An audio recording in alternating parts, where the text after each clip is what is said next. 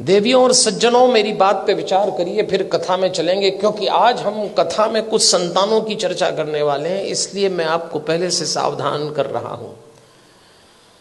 संतान पालना मुश्किल काम हो गया। क्यों हो गया मुश्किल काम? 50-60 साल पहले भारत के घरों में बच्चे आदेश आधारित सिद्धांत पर पाले गए। इसको अंग्रेजी में कहते हैं इंस्ट्रक्शन बेस्ड थ्योरी। 50-60 साल पहले, उनमें से कुछ लोग बैठे होंगे, घर का कोई एक सदस्य, दादा हो, पिता हो, बड़ा भाई, आदेश देता था और सबको पालना था। कोई चांस नहीं था माना करने का। आदेश आधारित सिद्धांत पे संतानें पाली गई और योग्य भी हो गई।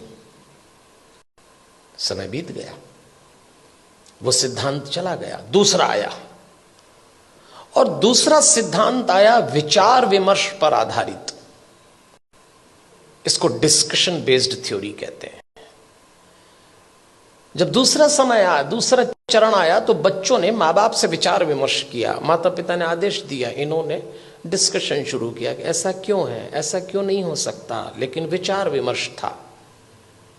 और विचार विमर्श करने वाले बच्चों ने अंत में कहा कि बात समझ में तो नहीं आ रही, पर आप जैसा कह रहे हैं मान लेते थे। वो समय भी चला गया। फिर भारत में तीसरा चरण आया, और यह आया डिबेट बेस्ड थ्योरी का। इसमें बहस शुरू हुई। माँ बाप ने बोला नहीं और बच्चों ने बहस की नहीं। बिना बहस के तो कोई काम निपटा ही नहीं। माँ बाप ने कहा प्रणाम करो, क्यों करें? भगवान है तो क्या जरूरी है कि यही है? अभी तो कल कह रहे थे सब जगह है। अरे तो हम कर रहे हैं तो तुम करो, अरे तो आप कर रहे हो तो हम क्यों करें? भगवान आशीर्वाद देंगे इसलिए प्रणाम करो, तो प्रणाम नहीं करेंगे तो क्या आशीर्वाद नहीं देंगे? अब 2 सवाल उनका जवाब। अरे भाई, प्रणाम करोगे तो आशीर्वाद मिलेगा। अगर प्रणाम करने पे आशीर्वाद देता है तो फिर भगवान किस काम का? आप एक काम बोलिए, वो बहस शुरू कर देंगे।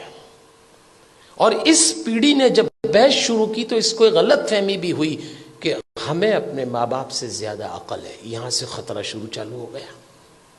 ये तीसरा चरण था। फिर चौथा चरण आया।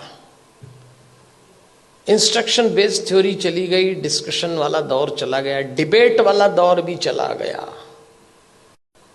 अब डिनाई का दौर आया। माँ बाप ने बच्चों से कहा और उन्होंने इनकार